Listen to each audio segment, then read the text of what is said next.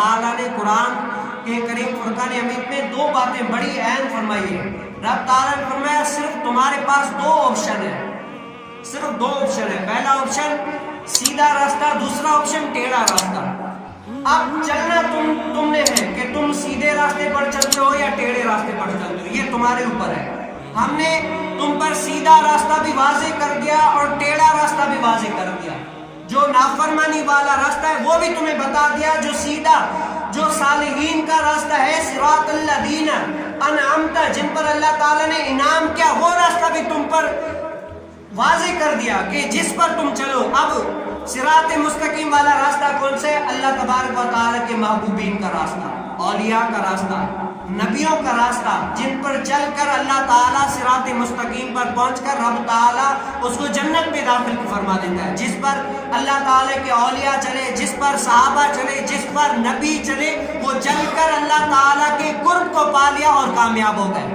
اب ٹیڑھا راستہ کون سا ہے؟ ٹیڑھا راستہ یعنی نافرمانی والا راستہ کون سا ہے؟ رب تعالیٰ فرماتے ہیں نافرمانی والا راستہ وہ قارون حامان کا راستہ ہے، فرعون کا راستہ ہے، شداد کا راستہ ہے۔ جو کافر اس دنیا میں آئے، نمرود شیطان جو غرق ہو گئے اس دنیا سے، جو ہے نا اتنے سارے نمرود حامان کفار جو اس دنیا سے ذلیل ہو کر چلے گئے، ابو لہب کا راستہ یعنی جو اللہ تعالیٰ نے جن پر غضب کیا وہ راستہ بھی تمہارے اوپر سامنے ہے۔ تمہیں پتا ہے کہ جو اللہ تعالیٰ کے راستے سے ہٹ گیا وہ اس دنیا سے چلا گیا، تو اس کی عبرت کیسی ہے تمہیں سب کو پتا ہے۔ آج کس کو نہیں پتا فرعون کا کیا انجام ہوا، ابو لہب کا کیا انجام ہوا، قارون کا کیا انجام ہوا، حامان کا کیا انجام ہوا، حامان کو چھوڑے سارے کفاروں کا کیا انجام ہوا۔ رب تعالیٰ نے قرآن کریم فرقان میں فرمایا کہ یہ دائمی جہنم میں رہیں گے، خالدین فیہا ابدا، یہ لوگ دائمی جہنم میں رہیں گے۔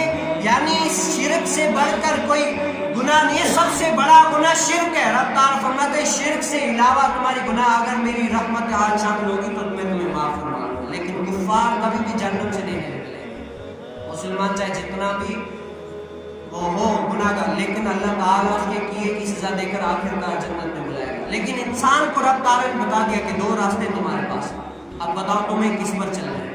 اب جس پر انسان چل رہا ہے نا وہ انسان کو پتا ہے کہ میں سیدھی راہ پر چل رہا ہوں یا غلط راہ پہ چل رہا ہوں، وہ انسان کو بھی پتا ہے، ہر کسی کو پتا ہے۔ لیکن یہ ہوتا ہے انسان کو اپنے ضمیر کو جھنجھوڑنا، ضمیر کو جھنجھوڑنا کہ میں کس کی طرف جا رہا ہوں، آخر ہم کیا کر رہے ہیں۔